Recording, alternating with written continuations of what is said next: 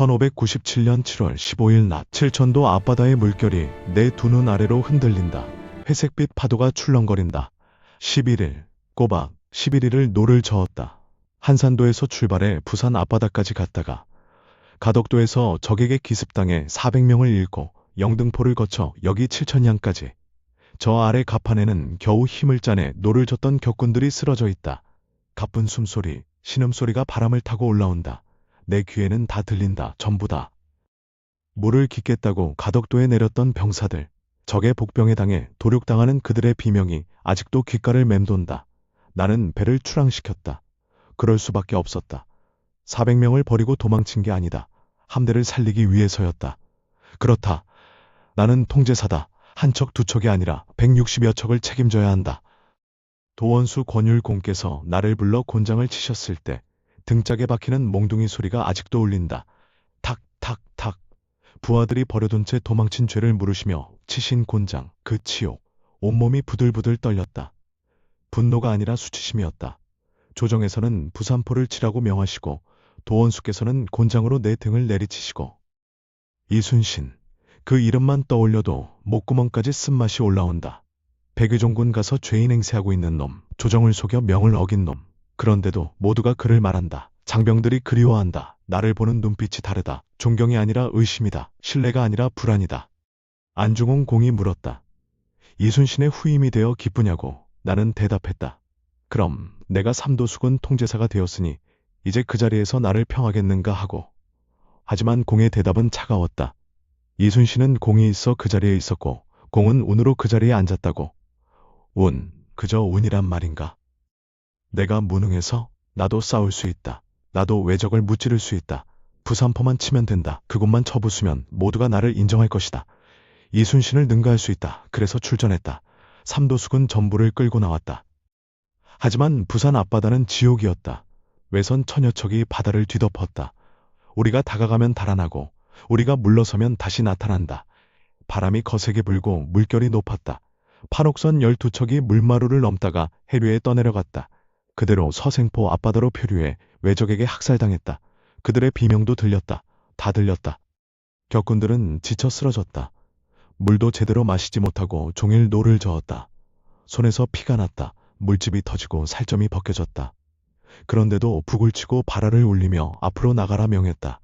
나가야 했다. 부산포를 쳐야 했다. 공을 세워야 했다. 술을 또 들이킨다. 목구멍이 화끈거린다. 마음속도 화끈거린다. 아니, 화끈거리는 게 아니라 무언가 썩어 들어가는 것 같다. 후회? 아니다. 후회 같은 건 하지 않는다. 나는 명령을 따랐을 뿐이다. 조정의 명을 받들었을 뿐이다. 하지만 왜 장병들의 눈빛이 저렇게 차갑단 말인가? 경상우수사 배설이 말했다. 칠천량은 좁고 시야가 가려진 곳이라 정박하기에 위험하다고. 여기서 쉬지 말자고. 하지만 나는 묵살했다. 어디로 가란 말인가? 한산도로 돌아가란 말인가? 빈손으로? 아무 공도 세우지 못한 채로. 내 동생 원전이 부산에서 싸우다 전사했다. 내 대신 지휘하며 외적과 맞서다 죽었다. 내 핏줄이 바다에 잠겼다. 아직도 그 소식을 들었을 때의 공허함이 가슴을 파고든다. 형인 나는 술을 마시며 배 위에 앉아있고 동생은 전장에서 죽었다. 갑판 너머로 장병들이 지친 몸을 뉘인 채 잠들어간다. 파도 소리만 들린다. 찰싹 찰싹 배 밑창을 치는 물소리. 바람이 불어온다. 어둠이 깔린다. 달빛이 바다를 비춘다. 나는 술잔을 내려놓는다. 아니, 내려놓으려 했으나 손이 움직이지 않는다. 다시 입으로 가져간다. 목구멍으로 넘어간다. 화끈거림, 쓰라림, 아픔. 이순신이라면 어땠을까? 생각하고 싶지 않다. 하지만 생각이 저절로 떠오른다. 그는 이렇게 하지 않았을 것이다. 그는 경계를 철저히 했을 것이다. 그는 지형을 살폈을 것이다. 그는 병사들에게 휴식을 주고 물을 마시게 했을 것이다. 그는 무리하게 추격하지 않았을 것이다. 하지만 나는 나다. 나는 원균이다. 나도 조선의 장수다. 술병이 기운다. 마지막 한 방울까지 입에 털어넣는다. 머리가 어지럽다. 몸이 흔들린다. 갑판에 드러눕는다. 하늘이 보인다.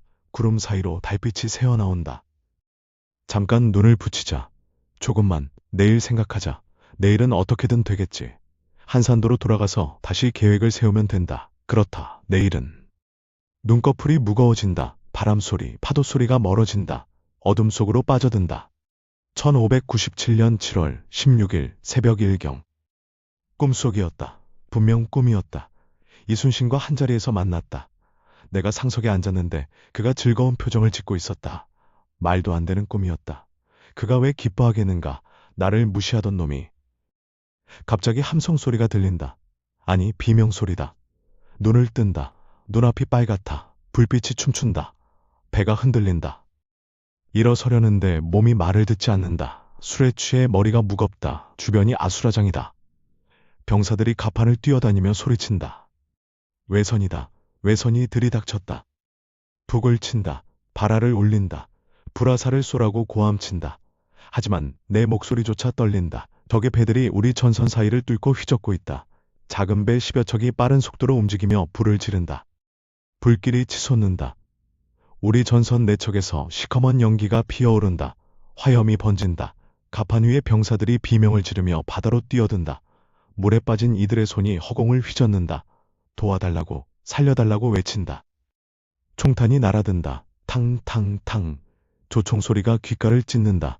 내 옆에서 병사 하나가 가슴을 움켜쥐며 쓰러진다. 피가 가판에 튄다. 따뜻한 피. 아직 식지 않은 체온. 혼란이다. 완전한 혼란이다. 병사들은 무기를 들 새도 없이 허둥댄다. 방금까지 잠들어 있던 이들이 어떻게 싸우겠는가? 격군들은 노를 잡을 힘도 없다. 경계는 어떻게 했나? 망군이 왜 알리지 않았나? 망군, 그들도 잠들었을 것이다. 11일간 노를 저은 채 지쳐 쓰러진 이들. 나는 경계를 명했는가? 기억이 나지 않는다. 술에 취해 쓰러져 잤다. 그것만 기억난다. 적의 배들이 물러간다. 불을 지르고 도망친다. 하지만 이건 시작이다. 새벽 3경쯤 되었을까? 다시 함성이 들린다. 이번엔 규모가 다르다. 쉰척, 아니 그 이상이다.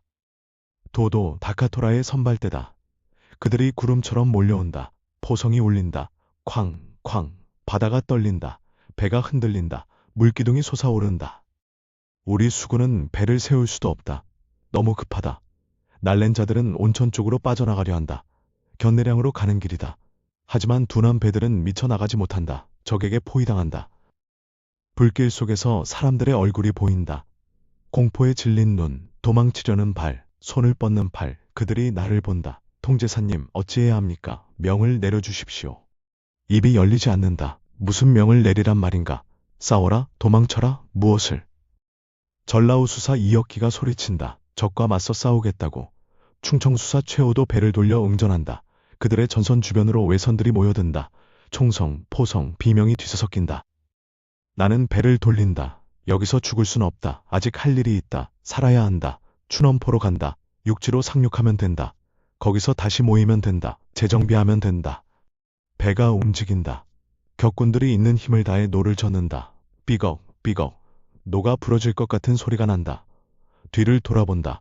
화염에 휩싸인 전선들, 바다에 뜬 시신들, 손을 흔드는 이들, 살려달라고 외치는 목소리. 이어키의 배가 불타고 있다. 최호의 배도 외선들에 둘러싸여 있다. 그들은 끝까지 싸우고 있다. 나는 도망치고 있다. 견내량 쪽으로 빠져나가는 배들이 보인다. 배설이 이끄는 경상 오수영 함대다. 12척. 그들은 살 것이다. 한산도로 갈 것이다. 나는 왜 그쪽으로 가지 않았을까? 왜 춘원포로 가는가? 모르겠다. 머릿속이 하얗다. 귀에서는 윙윙 소리만 난다. 눈앞은 붉은 빛과 검은 연기로 가득하다. 1597년 7월 16일 오전. 춘원포에 도착했다. 상륙한다. 발이 땅을 밟는다. 흙의 감초, 살았다는 안도감. 하지만 곧 절망이 밀려온다. 여기는 막다른 곳이다. 견내량이 아니다. 서쪽으로 가는 길이 막혔다. 육지로 둘러싸인 포구. 왜 여기로 왔는가? 착각한 것인가? 병사들이 상륙한다. 지친 얼굴들, 공포에 질린 눈동자들. 누군가 묻는다. 통제사님, 이제 어찌하시겠습니까? 모른다. 정말 모른다. 반격해야 하는가? 여기서 진을 치고 적을 막아야 하는가? 하지만 병사들은 이미 지쳤다. 무기도 제대로 갖추지 못했다. 외선들이 다가온다. 바다를 가득 메운 적선들, 천척. 아니, 그보다 더 많을지도 모른다. 본대가 도착한 것이다. 와키사카 야스하루, 도도 다카토라, 가토 요시아키. 그들 모두가 여기 있다. 포성이 다시 울린다. 해안으로 포탄이 날아온다. 흙이 튄다. 나무가 부러진다. 병사들이 쓰러진다. 도망쳐야 한다. 산으로 가야 한다. 나는 뛴다. 병사들과 함께 숲속으로 달린다. 숨이 찬다. 다리가 후들거린다. 술기운이 아직 남아있어 비틀거린다. 소나무 숲이다. 여기 숨으면 될까? 나무 뒤에 몸을 숨긴다. 숨을 죽인다. 심장이 미친 듯이 뛴다. 쿵쾅 쿵쾅. 발소리가 들린다. 왜군이다. 그들이 숲속을 뒤지고 있다. 조총을 든 적병들, 갑옷을 입은 무사들. 나뭇가지 부러지는 소리.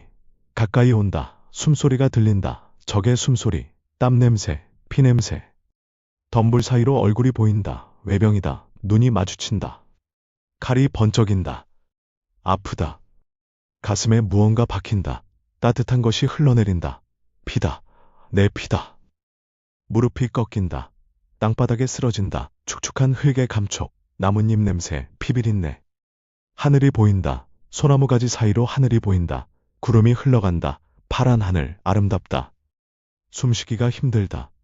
목구멍에서 피가 넘어온다. 헛기침을 한다. 피거품이 입 밖으로 나온다. 이순신, 내가 옳았다. 나는 틀렸다. 나는 통제사가 될 자격이 없었다. 처음부터 알고 있었다. 모두가 알고 있었다. 나만 부인했을 뿐. 160여 척의 전선, 10,000명이 넘는 병사, 한산도의 군량미와 무기 모두 잃었다. 내 손으로, 내 무능함으로, 내 오만함으로. 아들 사웅아, 미안하다. 아버지는 패장으로 죽는다. 역사의 길이 남을 패배를 안긴 장수로 기록될 것이다. 내가 이 치욕을 짊어지고 살아가야 한다. 동생 원전아, 너는 끝까지 싸웠다. 형을 대신해 전장에서 죽었다. 나는 술에 취해 도망치다 죽는다. 형보다 내가 나았다. 장병들이여, 너희를 지키지 못해 미안하다. 이혁기, 최호. 너희는 끝까지 용감했다. 나는 비겁했다. 시야가 흐려진다. 소리가 멀어진다. 차가움이 온몸을 감싼다. 마지막으로 떠오르는 생각. 만약 내가 술을 마시지 않았다면, 만약 내가 경계를 철저히 했다면, 만약 내가 배설의 말을 들었다면, 만약 내가 이순신을 미워하지 않았다면, 만약 내가 공을 세우려 조급해하지 않았다면, 만약 내가 조금 더 신중했다면. 하지만 만약은 없다. 이미 벌어진 일이다. 역사는 쓰였다. 7,000량의 패배, 원균의 죽음. 어둠이 내린다. 완전한 어둠. 아무것도 보이지 않는다. 아무 소리도 들리지 않는다. 그렇게 나는 죽었다. 58년의 삶이었다. 무인의 집안에서 태어나 묵과에 급제하고 관직을 거쳤다. 임진왜란이 터졌을 때 경상우수사로 싸웠다. 이순신과 함께 옥포 한산도에서 승리했다. 공을 다투었다. 질투했다. 모함했다. 그리고 삼도수군 통제사가 되었다. 꿈꾸던 자리였다. 이순신을 넘어설 수 있다고 생각했다. 부산포를 쳐부수고 큰 공을 세우면 모두가 인정할 거라 믿었다. 하지만 현실은 달랐다. 전쟁은 호승심으로 이기는 게 아니었다. 통솔력, 전략, 신중함, 병사들에 대한 배려, 모든 게 부족했다. 7,000량에서 조선수군은 괴멸당했다. 130여 척의 전선이 불타거나 적에게 빼앗겼다. 수천 명의 장병이 죽었다. 전라우수사 이혁기, 충청수사 최호를 비롯한 주요 장수들이 전사했다. 한산도의 물자는 모두 제거되었다. 배설이 이끈 12척만 살아남았다. 그 12척이 훗날 이순신의 손에서 명량의 기적을 만들어냈다. 13척으로 133척을 막아낸 명량대첩, 그 씨앗을 살린 것은 배설이었다. 나는 춘원포에서 죽었다. 소나무 아래 숨었다가 왜군에게 발각되어 칼에 맞았다. 선정관 김식은 살아남아 조정의 패전을 보고했다. 조정은 경악했다.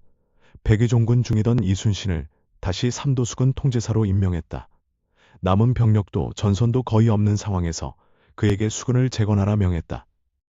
전쟁이 끝난 뒤 선조는 나를 선무공신 1등에 올렸다. 이순신, 권율과 함께 패전의 책임을 나에게만 돌릴 수 없다며 하늘의 뜻이라 했다. 하지만 역사는 정직했다. 후대 사람들은 7,000량을 조선수군 최악의 패배로 기록했다. 나를 무능한 장수로 술과 기생에 빠진 패장으로 기억했다. 틀린 말은 아니다. 나는 정말 그랬다. 운주당을 술판과 놀이터로 만들었다. 이순신이 의견을 듣던 곳을 기생을 끼고 노는 곳으로 바꿨다. 장수들이 나를 배관시했다. 병사들이 나를 신뢰하지 않았다. 하지만 변명하고 싶다. 나도 조선의 장수였다. 임진왜란 내내 싸웠다.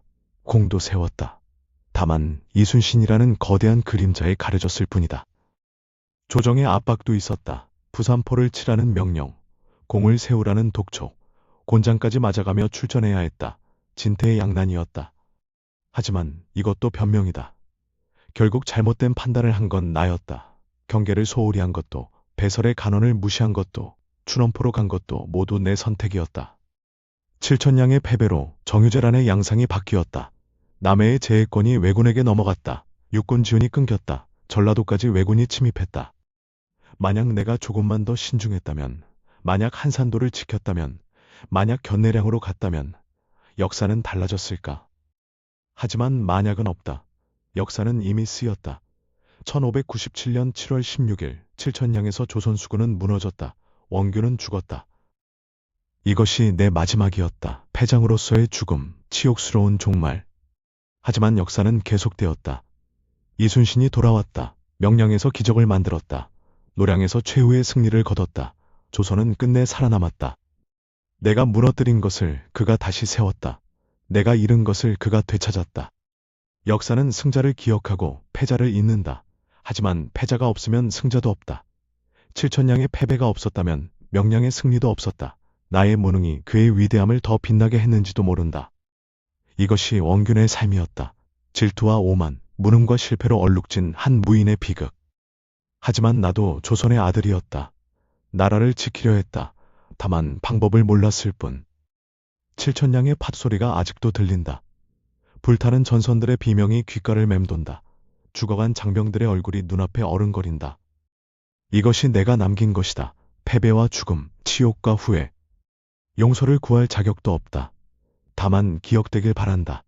반면교사로라도, 경계로라도. 칠천량을 잊지 말라. 교만이 부른 파멸을, 무능이 초래한 비극을, 한순간의 방심이 만든 재앙을. 이것이 원균이 역사에 남긴 마지막 말이다. 여러분, 오늘 칠천량 해전 이야기를 끝까지 들어주셔서 감사합니다. 역사는 승자만의 것이 아닙니다. 패자의 이야기에서도 배울 점이 있습니다. 원균 장군의 실패를 통해 우리는 겸손함의 중요성을, 신중함의 가치를, 책임감의 무게를 배웁니다. 이 채널이 도움이 되셨다면 구독과 좋아요 부탁드립니다. 다음에도 흥미로운 역사 이야기로 찾아뵙겠습니다. 감사합니다.